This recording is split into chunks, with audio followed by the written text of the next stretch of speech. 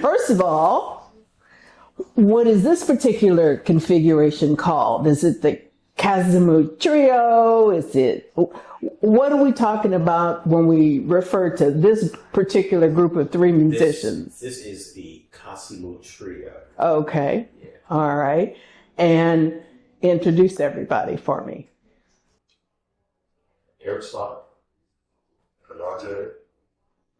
And you play in different configurations. Yes. Lots of configurations. Lots of configurations over the past 20. No, don't say it. Don't say it. You can. So Eric. I wasn't born here. Right. Back in the day. Bernard came along like 20 years after me and Eric. Okay. So Eric, You're Virgo. yeah, So you just had your birthday. my birthday's next month. Okay. What's up? Well, 17. mine's Yeah. mine's 25th. When's yours? So you just figured out that you're the same zodiac sign? No, I'm Libra. I'm at the point. Okay. He's Virgo. Okay. Virgo is like my mom. It's more responsible. Oh, okay. Okay. All right. Well, he takes care of business, definitely.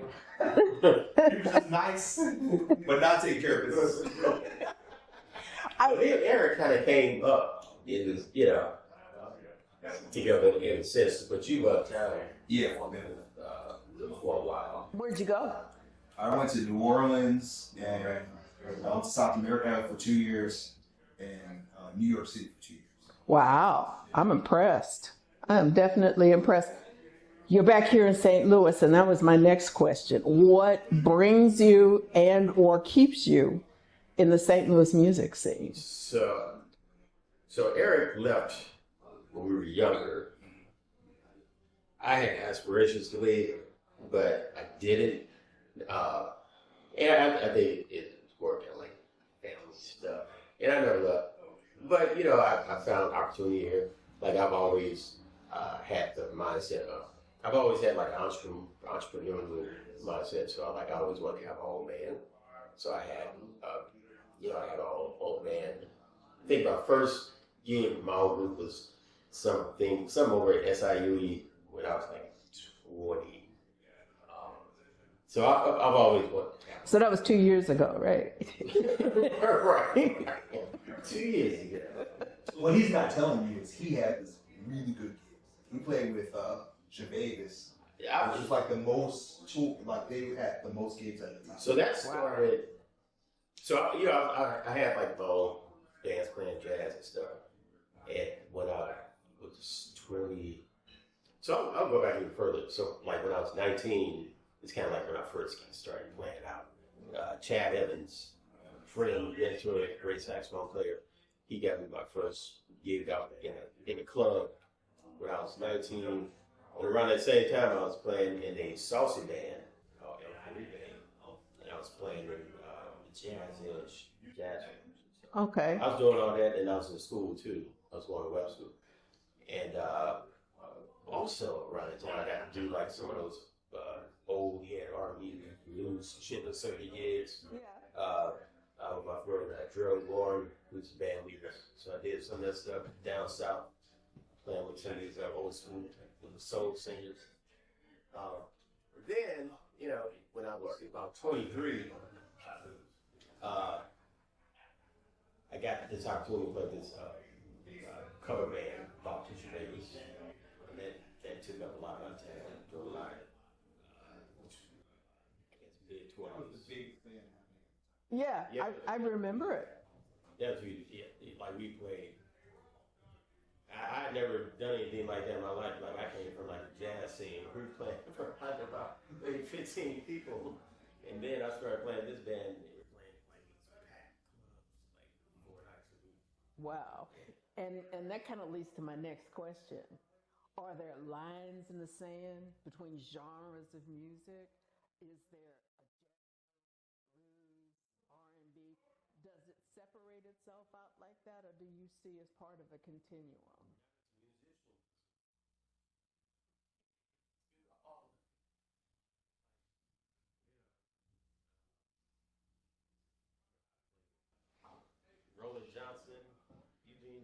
all the blues. Eric plays behind a lot of the singers. I see him with the singers. So no, we did the same thing. We did this chip insert, both of us. Like you might see somebody get stabbed.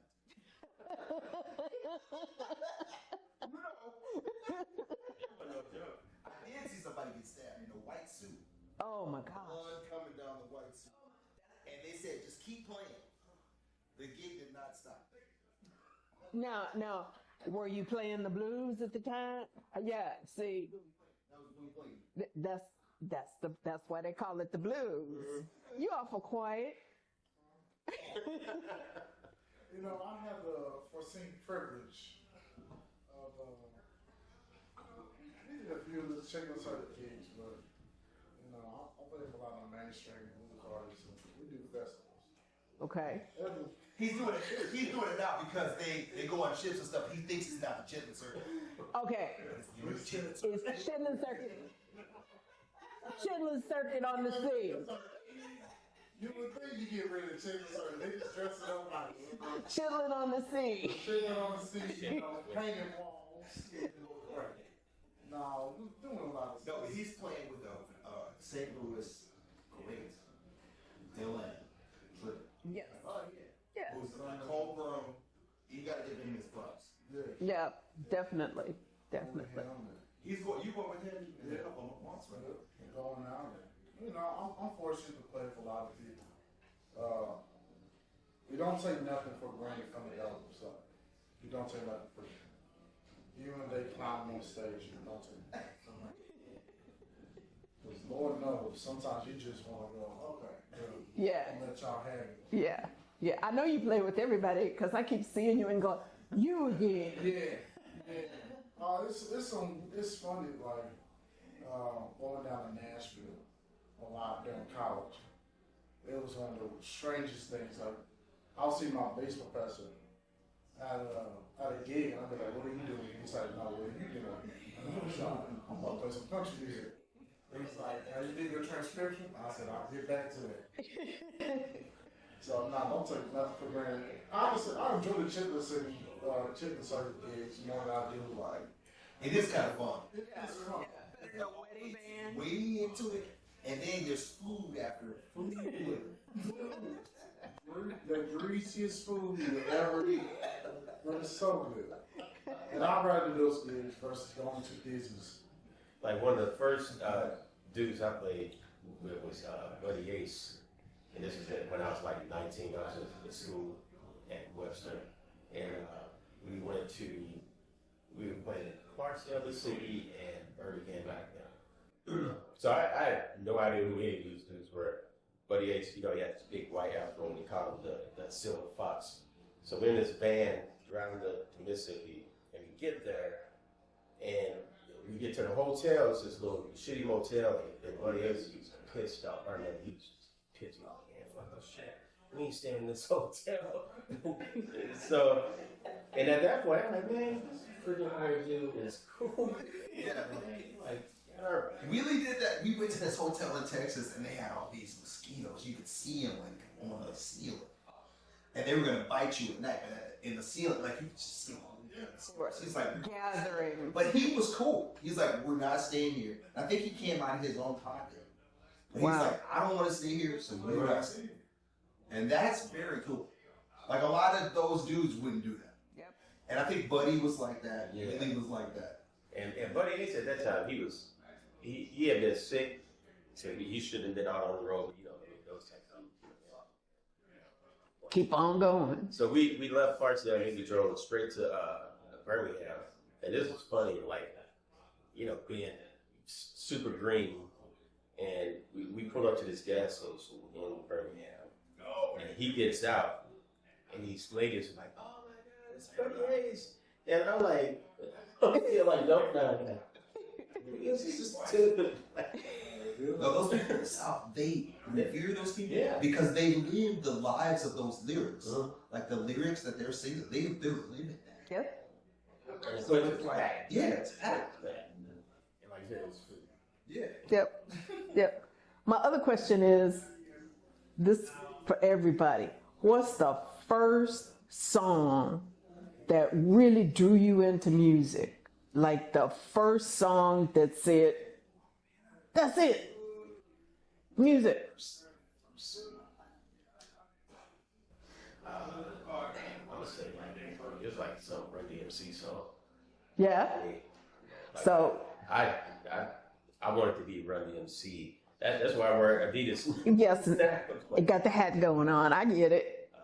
Yeah, I wanted to be Run DMC and LL Cool J when I was a kid. And I used to write, I started writing rhymes when I was 12. So that kind of like, took me into the music and playing. And my dad played guitar, so I always had music around the house. So you heard it. Yeah. Even before I started playing. What about you? What's the first song that made you stop and listen? I can't remember the first song, but my family is DJ. So on the islands, they were singing stuff. That's how I was like, oh, okay. I always like music. Yeah. Like, hand clapping and stuff. Yeah. So at what point did you decide that that was going to be your life? Music was going to be your life? I'll do it better.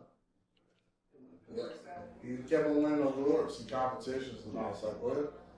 I'll also keep going with this. This must be it. Yeah. Yeah. How about you? I think my grandmother was the minister of music at that church. And when I was a kid, I do remember going to church and hearing them put on a thing, like a gospel thing. Yeah. And I heard a lot of R&B. But I remember feeling like this is better than R&B. Yeah, you got the goosebumps. But it was just local people. Yeah. But I felt like, man, this is good. St. Peter's Church. St. Peter's And that was A&E. the first time I was like, this is something that's happening right here. Yeah, I exactly. don't know what it is. Yeah, yeah, but it hooks you in. Yeah. I think that was the first time. Yeah, and at what point did you decide music is your life? I'm still trying to decide. Haven't made up your mind yet. Yeah.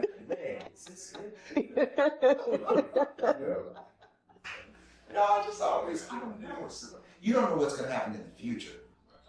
Like, what do you think is going to happen in the future? What do I think?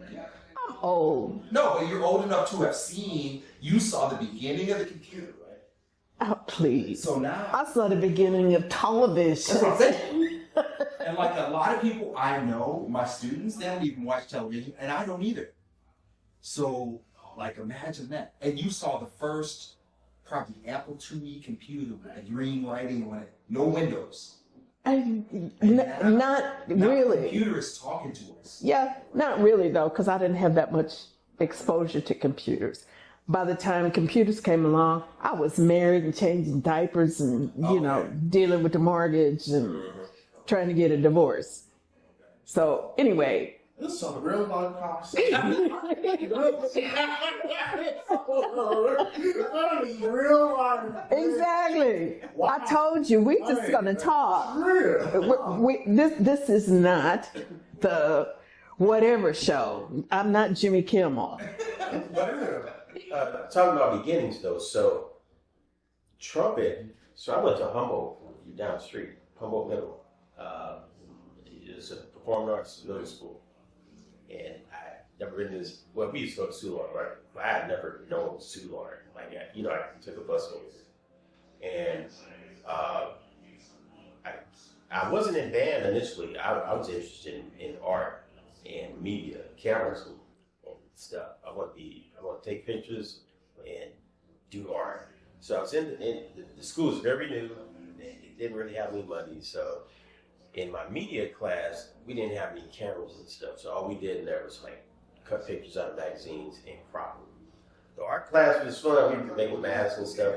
But I got bored with the media class. And you had to take those as an art lab. You art and media together, so you couldn't do one.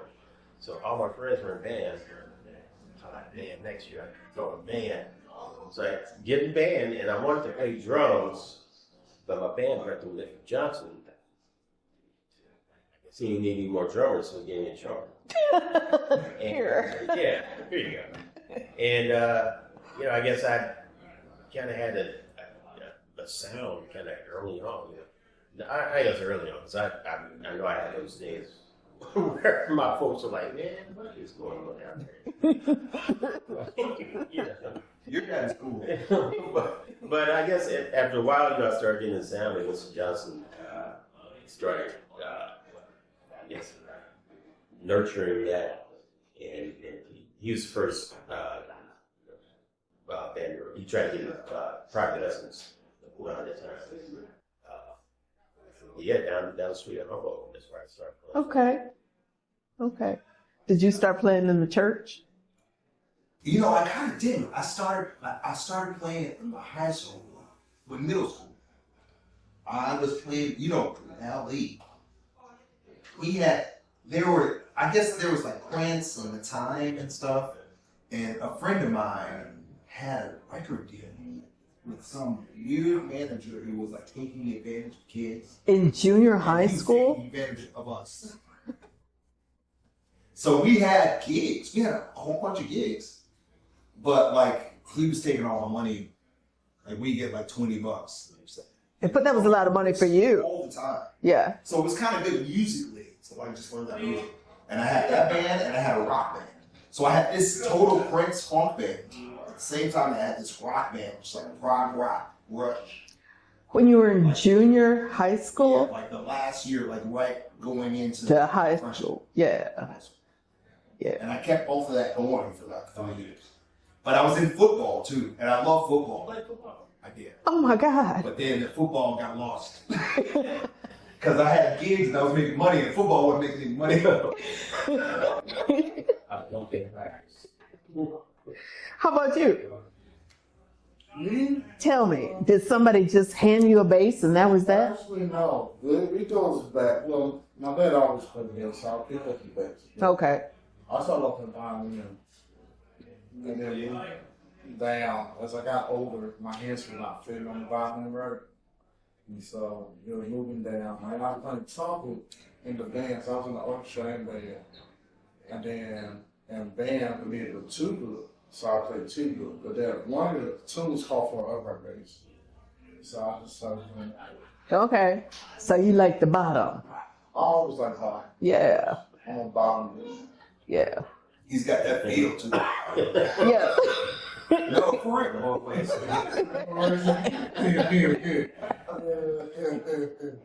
Yeah, all like the bottom. Yeah. So, go ahead. No, it was one of those things that, like, no.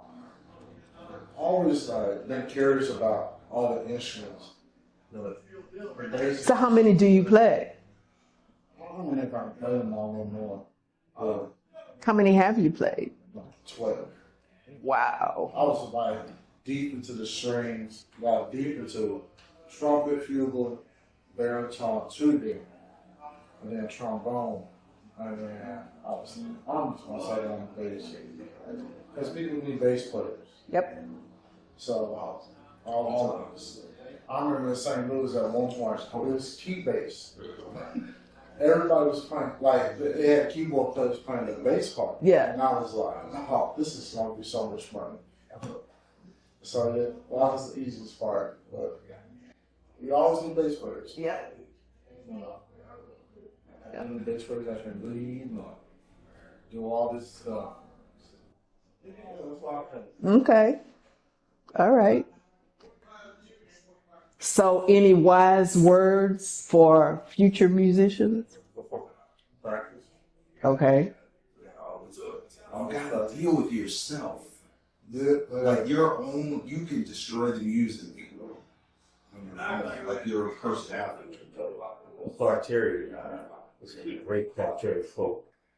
I always try to keep this in the back of my mind. So, take care of your mind. Yeah.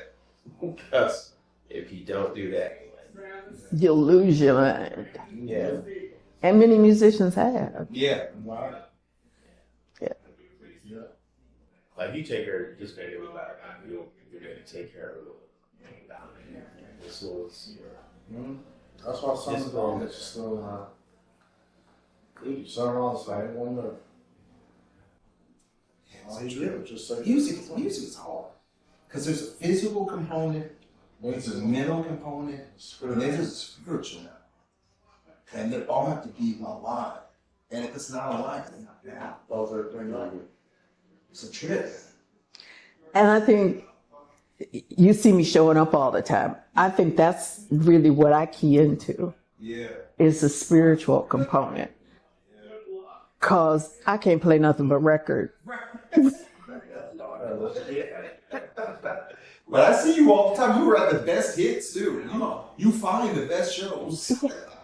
It's what I do. Yeah.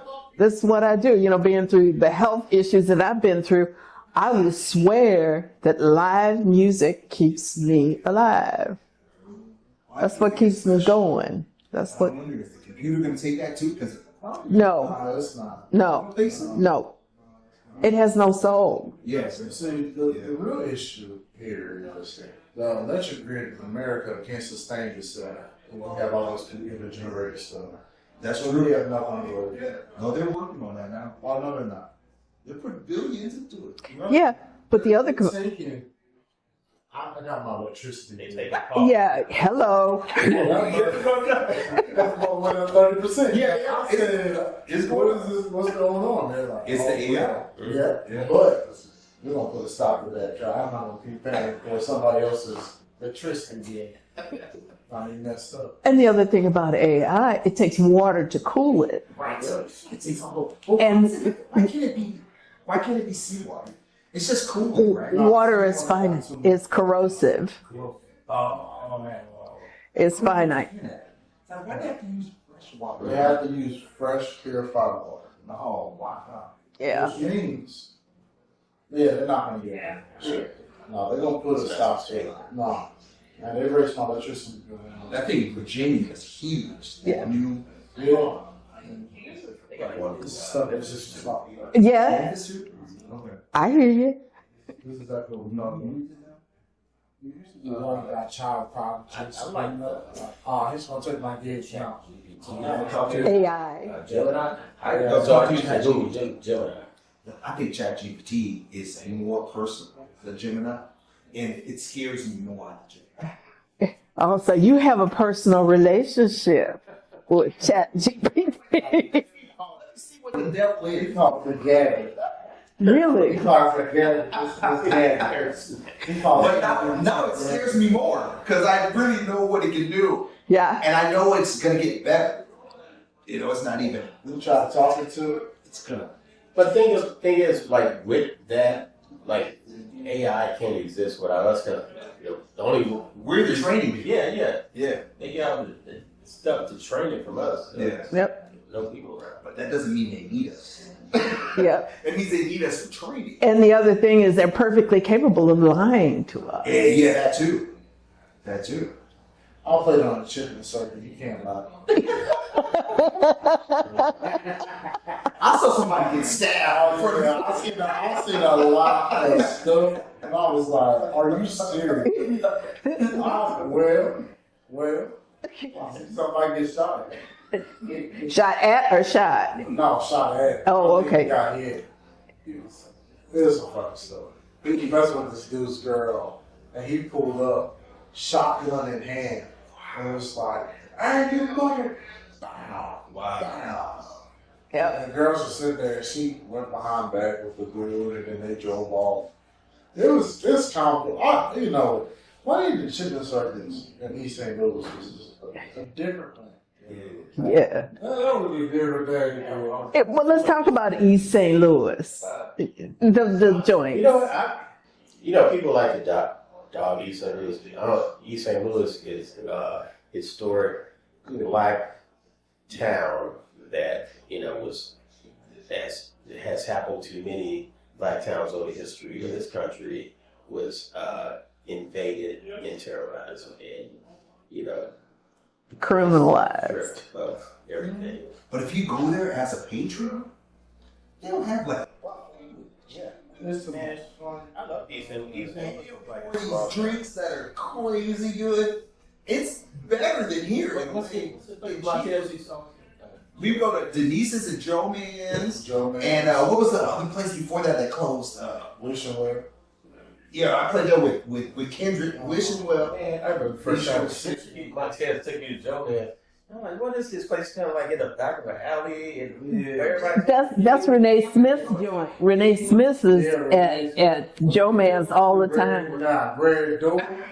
Hey, man. And now see, Let me even tell you something. I went there. Close for $25 at the red door. Because the food will be killing, the drinks will be pouring. I'll give you $25. I'll get it. I'll get it. Sure. 25. Cool.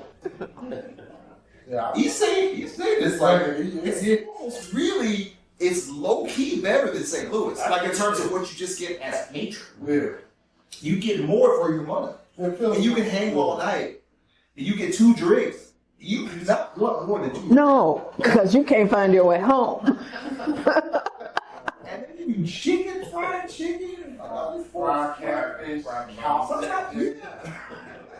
Man. Oh, listen. Wow. but they're all from Mississippi.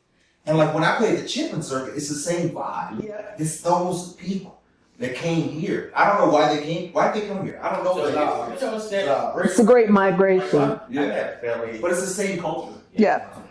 Yep. And they brought it with them. Yeah. And what happened was a lot of black people that used to live over there. I know. I think in my family that was the case. I think Danny's family too. Danny has sons. Yeah. So like during the massacre there back in the day, a lot of people moved over here. After the race riot, the St. Louis race riot. You know they were shooting at me in the river.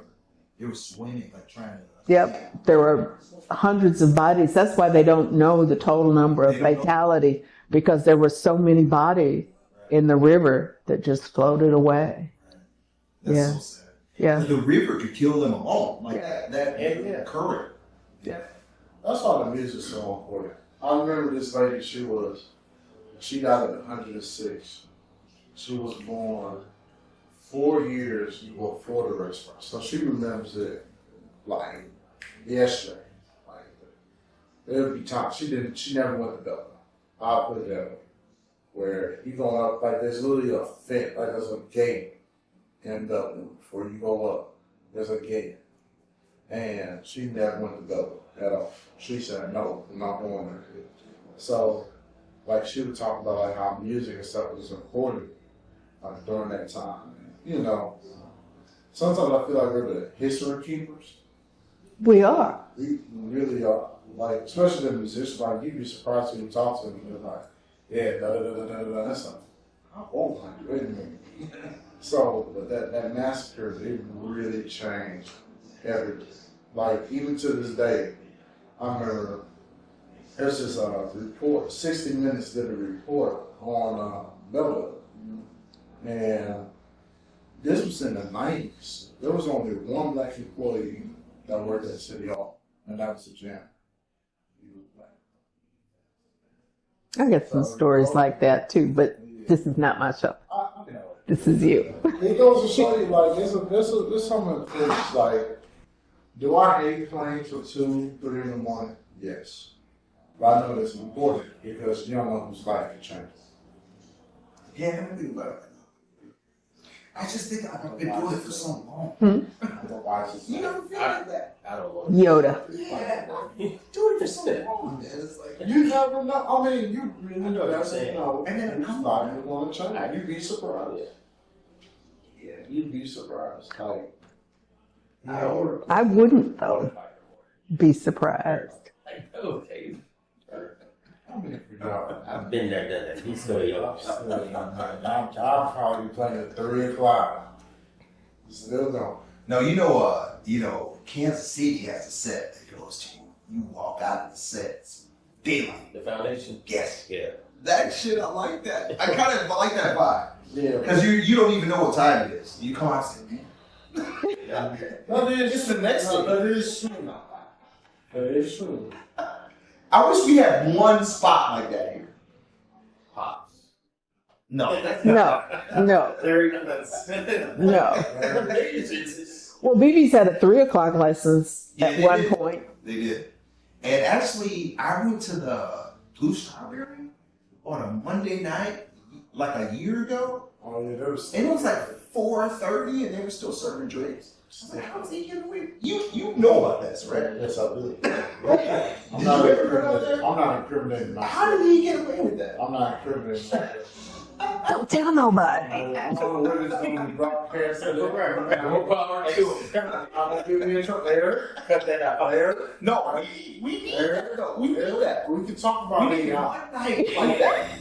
But let's leave, yeah, Let's talk about it. let's leave the late night set. No, leave it alone. I don't want to get anybody in trouble. Don't tell nobody. But that was know there's- cool. I went down there. It's like, and there were people still in there. It was like 4:30. There's It some was after speakeasy over I had there. 2 gigs. That was after my second gig.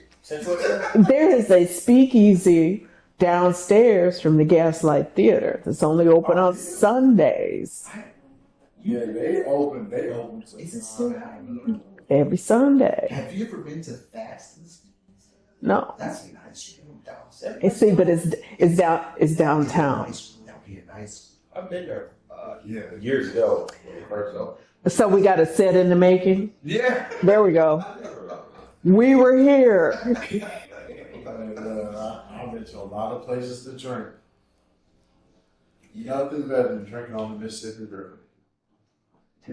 Like on the boat. Nah, I'm at, you park your car right next to the river. You just drink. Oh, they. No, it's a country bar. Yeah. Okay. So I lived in New Orleans for many years, Hopefully, and I always felt like happier there. Like I get more stressed here, and that shouldn't be the case. Like I feel like there are just as many gigs here. Like I don't know, it's just more stressful here for some reason. I don't know why that is. I think it's the We're in the state of Missouri, St. Louis, which is like a New Orleans, state of mind. St. Louis is like the segregational legacy here is all the house. 7 years down there. It is, but Yes, but I'm sorry, man. But I felt less stress.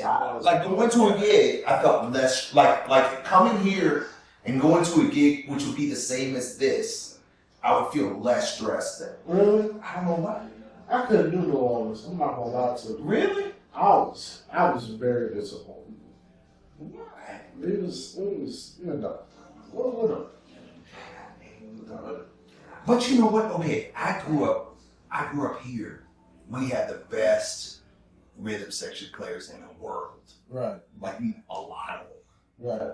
Now isn't that like we got like maybe 1 or 2, but back then we had like 5 or 6. I think some of those dudes still young. Well, Better I mean, than- you think like Better than Kansas City and better than You know, Chicago. I think what's happening now is a lot And I of don't these think kids. that's true. Well, a lot of these kids are leaving. Yeah, they leave. They leave. Like back when we were younger, like Yeah. some of those people were just hanging around here. Now these kids, like Jared Spears, Yeah, that's true. Jared went to New Jersey. Yeah. Then next thing he toured. But I see I got used to it. And now I'm like feeling it. It's like, this is not as good as it used to be. You gotta give a reason for people to stay. Whatever you want to do. Yeah. Yeah. St. Louis used to be killing it. Nobody knew. Like the people didn't know, like that we had the best one, like rhythm section. We did that too. Well, they took it for granted. They took it for granted. I think they took it for granted. And then nobody reached back to the younger audience to tell them to stay. Because I go other places, I was like, man, this isn't. Like the drum, especially drums. Like the drums. Well, after Montez died, that was it. Yeah.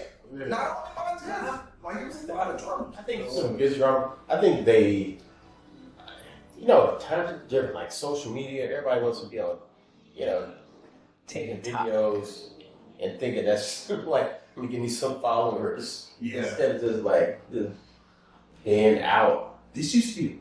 Just trying to play in, like we were doing, like going there.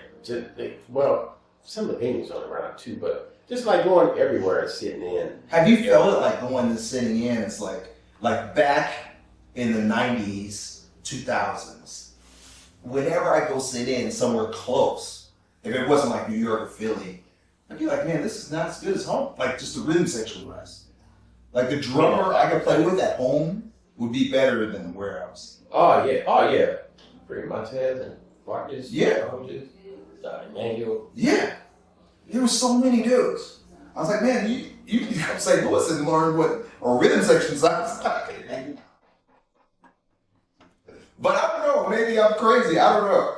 But now it's not the same. I mean, it is like they're dudes who could be that, but you're right. They leave.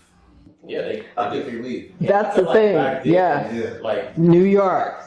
Everybody going to New York or LA, but mostly New York. yeah, I think back when we were younger, like New York was a mystery. Like I didn't know what cats were doing up here. I'm like they go to New York, and I'm thinking when they go to New York, they're just gigging everywhere. Not thinking that they're going up there and they're in school and probably just playing a few gigs here and there. But now, you know, social media, you can see what's going on. You know what everybody's doing. Everybody knew that. But yeah, I think people are just they don't have to stay around. I mean, another thing too is it's important to know what happens when a government backs the arts. Yeah. Kansas City does it back. 10 years ago, Kansas City was a shit. That's true. You're right. Was not shit, and it was never going to be shit. You're right. And all of a sudden, my bad, cuss. But all of a sudden, the government instead of it back into sports, they're like, "Oh, we should back the arts. This is what we should do." Actually, back what's the identity of Kansas City? New York City during COVID. I don't think a lot of people realize how many cats left. Yeah. There was an issue where there wasn't enough positions. So they're like, okay, what can we do? The government of New York City literally backed the arts and like everywhere, like even Smalls, which is unheard of. Like now Smalls is backed by a lot of people. St. Louis, even though we have all this stuff, we don't have infrastructure. Yeah. That's the whole problem. Because all the money's put into sports. Yeah. Exactly. I was playing in Kansas City with this guy from here. Do you know Matt Billinger? He moved up there, but he's from here. And we were doing an organ trio gig up there. They paid this guy, Sultan Forden from New York, the T-Bop Endicott, to go to all their jam sessions and play. The city government paid them to do that. So he played a whole set with us on organ. And the biggest thing is there's entertainment districts already designated Yeah. out to where you can do stuff. We just now, St. Louis just now got cleared for an entertainment district. What they gonna do with that, we don't know. Where is it? Down. As it should, but as it should, because it should be like that. But the thing is, we need to start seeing if the government's going to be there for the Cardinals, which they suck. They do. And they're still making profit. Regardless of what they say about the stadium, they're making profit. If the Blues can do whatever they want, hell, like the football team can come back. Soccer stadium, I don't think they're paying taxes. None of those places pay taxes. And the stadium's going to collapse in 3 to 5 years. That's just good. But it's like you do studies and stuff. It's like if we're not backed by something, we don't have infrastructure. Where like what was that? Not the St. Louis American. What was that newspaper that went out? River Front Time. They do the best thing on entertainment and the arts. That's gone. Who else is covered? I can't think of it. We only have one newspaper. Exactly. And that's the whole problem. You go to New York. The St. Louis Post-Disgrace. We don't even talk. I wasn't even going to bring them up. New York City has so much infrastructure where the newspapers are getting paid. People that go out and do blogs, they get paid. Everybody gets paid to do the certain thing, to keep the infrastructure in New York City. Because when people realize that the infrastructure is really in Nashville, everybody was moving to Nashville. I remember 10 years ago, when I went to Nashville, you can stop on 24, get your watermelon, eat the watermelon, and still go down the highway. Now if you go there, it looks like pork. And that's because everybody realizes what the infrastructure is. You know, because you got ASCAP and BMI. Mm-hmm. If you want to go into the industry, those are the two you need to know. That's how you make your money. And those are the two you have to pay. New York City in the 80s was dying. Not a lot of cats were going. In the 90s, it resurged because they're like, oh, we got hopes and dreams here. But that's not true. You know, they put money towards that. The government will literally sit there and make something pleasant for the people to come. But St. Louis, we ain't doing I nothing. feel like this city keeps dropping the ball. Like, and you know, I'm at the age where you start seeing patterns, and even before me, it's so weird how it's like an energy here that goes back to the beginning of the city, where it seems like the politicians keep doing the same things over and over and over. Like they're looking for this silver bullet. This is what's going to make St. Louis cool. Never does. And it never does. And then you're sitting here with all this great culture that they don't even. They don't know about it. I don't want to look at Maybe they don't know about it. I think they know, but the people that run the city, the business people, they don't care about that shit. They're not cultured. Well, the problem lies in the fact that St. Louis and Kansas City are the only urban hip happening things in Missouri. And they're both on the outer edges. Everything in the middle is, but everything in the middle is flatland. But in Kansas City, figured it out. Yes, You know. those politicians are very short-sighted.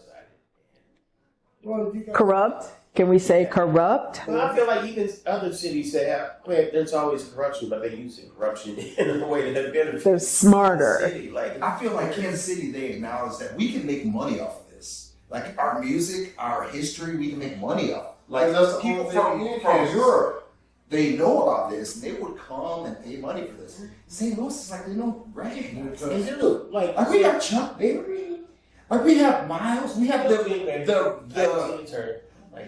best of all the fields. Yeah.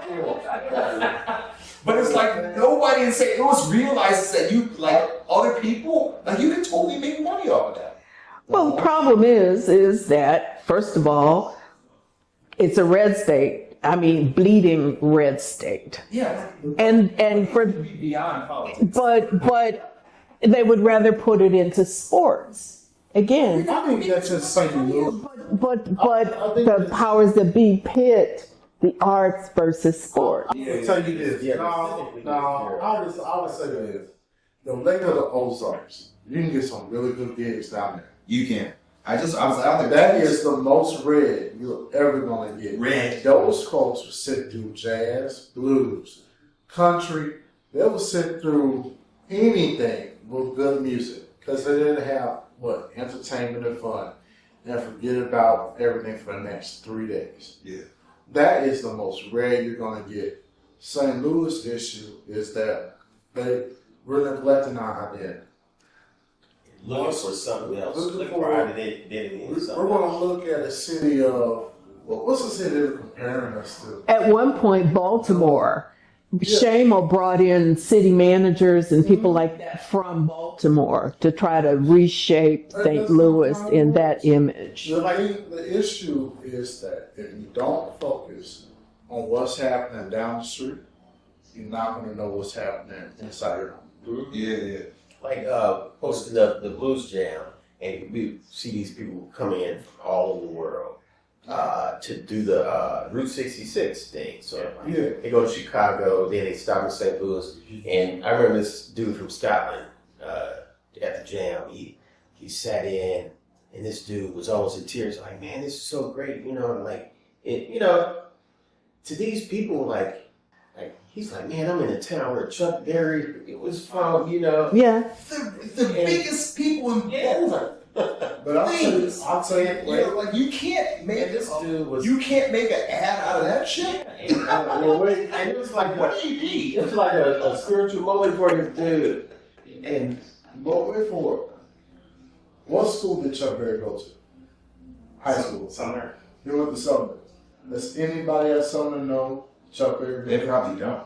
They don't. They probably don't. They You're don't. right. You mean the kids now? If you ask any kids, hey, where's Mount Berry from? They don't know. But I If you ask, don't think it's on the kids. So. Right. Well, but that's what I'm saying. Literally, the infrastructure of St. Louis does not acknowledge its own history. So once you get to that point, you're done. You're done. Like literally walking into I one. just feel like we're losing a bunch of money that we don't have to lose. Well, International. well, the money thing goes back to who's in charge. And the state is in charge. Yeah, I'm not talking about the state. I'm talking about other things. Like there's some other corporations, there's other, non-profits. You have to name St. Louis though. And then you I look don't see nothing from St. Louis. at the big civic people in this town. Juilliard ain't got nothing to It's do like with the Danforths and like what are some of these other people like the billionaire. Like Well, the Kransbergs. they're But those are the ones that actually give to the artists. Yeah. I'm not talking about them. But he's talking about like other I'm talking about like the flowers, the Dan yeah, like the all these other like I feel like they're the people that and I feel like they're the people that really control like the strings of how the city is going to grow, and like they have a view of how they want this city and the arts. They might donate money to some arts organization or something, but they don't see the city's identity as like yeah. Well, the Regional Arts Commission really tried to do that. did they really? They really tried to do it. In fact, that was the inception of RAC, Regional Arts Commission, And was to us like 2000? 70s, Okay. 1970s. Right then around that long. They just celebrated their 40th anniversary. Can I spill some rack tea that you can out of the interview? So, like, the rack kind of exists because of the symphony, because they wanted in on the Forest Park arts taxes that, like, the History Museum and the Art Museum get. So they have that hotel motel taxes where rack gets their money. And because the Forest Park shut out the symphony, they were like, you can't get in on this, like, public money. And then, speaking of sports, like, just this year, the MLB was trying to cut in on that hotel motel tax money that RAC gets because they were saying they're better for tourism than the arts is. But like you said, Bernard, like, the cards suck right now. Yeah. And see, that's these power trips, with various organizations fighting for like the money instead of looking at the not money, whole. not money. Tax free. That right there. If it's tax free, we're going for it. And that's the biggest issue. I just wish we had. Well, everybody and their grandma gets a tax abatement Well, no. for whatever they're going to I think build. the biggest problem is that I live in St. Louis. You don't live here? I live in St. Louis. Where do you live? I live in Chicago. Oh, so you weren't in Illinois. I live in a great town, Illinois. Okay. And if I ever move to St. Louis, I'm changing everything day one. Day one. Okay. I'm in a very good state. Yeah. My state is about we are about to fight the president. Yep. If you still love. We're about to fight the president. These times are so hard it's hard to like forecast what's going to happen. I have no idea. From one day to the next. Yes. Like 2 years, I have no what's 2 years Right. from now. Like, dude, we're only in the first.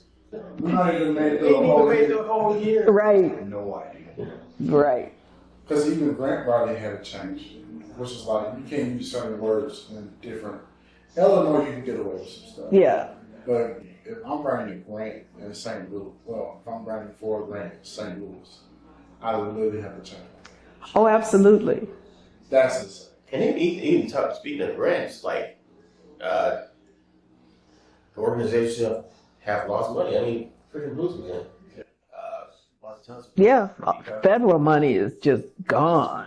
Especially if it's celebrating anything with a nodding acquaintance to Black history or culture is out. Changing what slavery was. Right. Dude literally got on the podium and said, "We need to stop making slavery look like it's that bad." And that's the president That's of the the United States. president. That's like the most powerful man on the planet attacking us.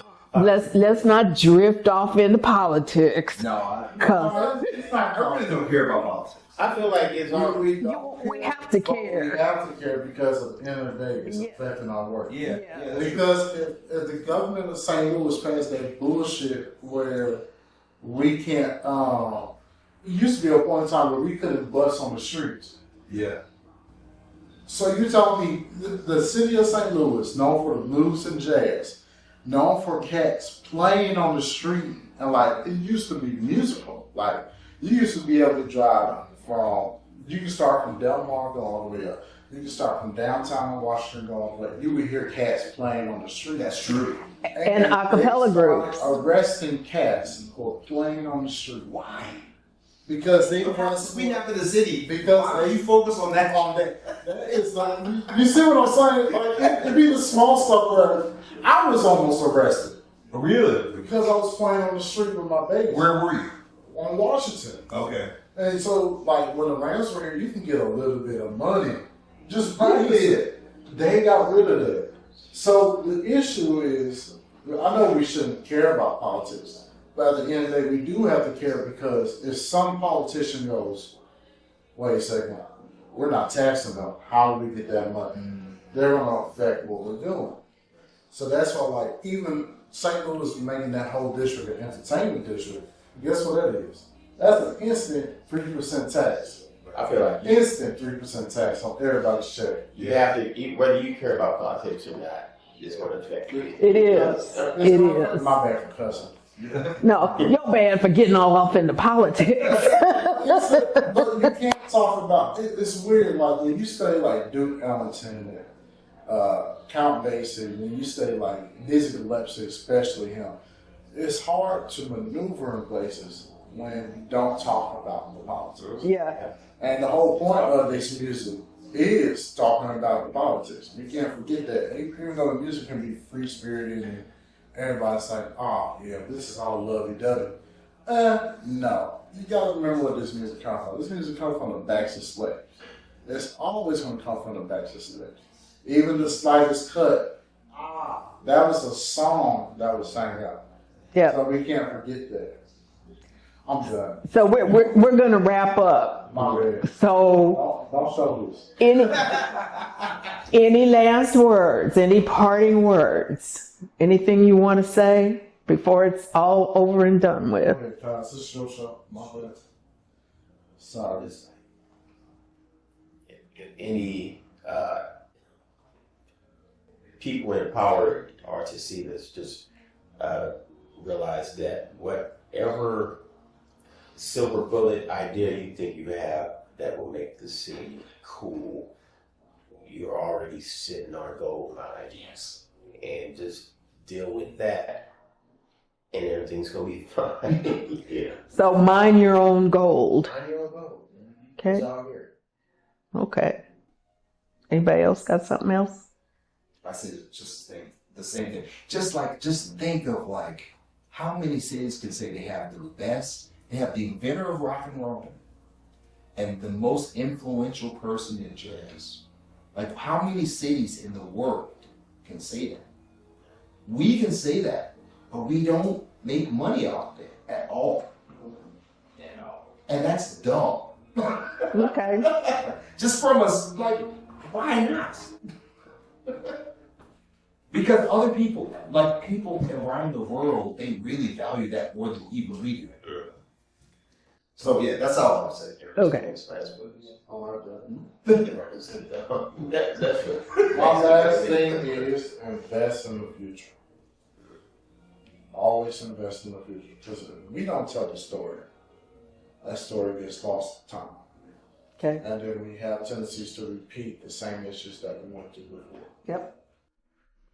He who does not learn from history is doomed to repeat it.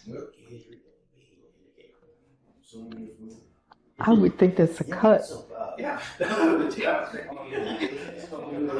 don't know I trust Reed to turn it off. And he looked. Thank you, Annette. Thank you. Yeah, thank you.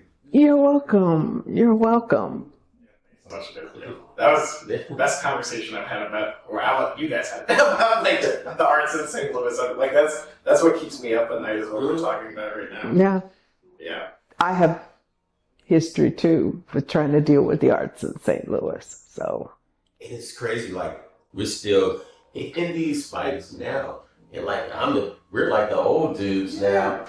The dudes who were old when we were younger, we're still in those fights. You know, why? How are you still doing that now? I just because the people who run the city like money. Yeah, like we already cut. okay. Also, here's my